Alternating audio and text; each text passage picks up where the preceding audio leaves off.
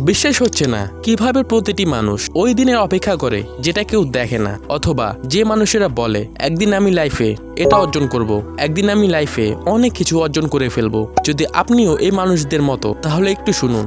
একজন মহান মানুষ বলেছে, যদি কোনো মানুষ সত্যি কিছু করতে চায় তাদের জন্য 1 মাসই যথেষ্ট। আর যে মানুষেরা কিছু করতে চায় না, শুধু বাহানা খোঁজে, যদি আপনি তাকে 10 বছরও দিয়ে দিন, তাহলে সে আরেকটা বাহানা খুঁজে নেবে আপনাকে শোনানোর জন্য।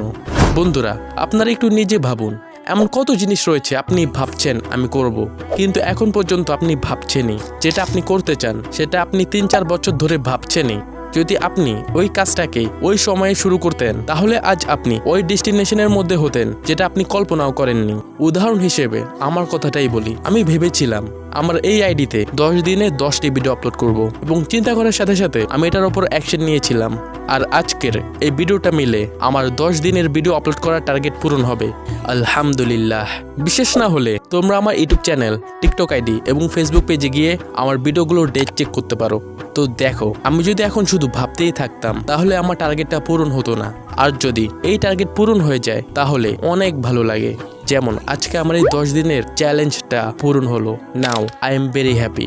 আর তুমি যদি ভাবছো আমি কালকে থেকে গোলস বা চ্যালেঞ্জের ওপর কাজ করা শুরু করব, তাহলে আমি তোমাদেরকে বলে দেই, যে কোনো কাজ শুরু করার সবচেয়ে ভালো দিন হলো আজকে। Change yourself.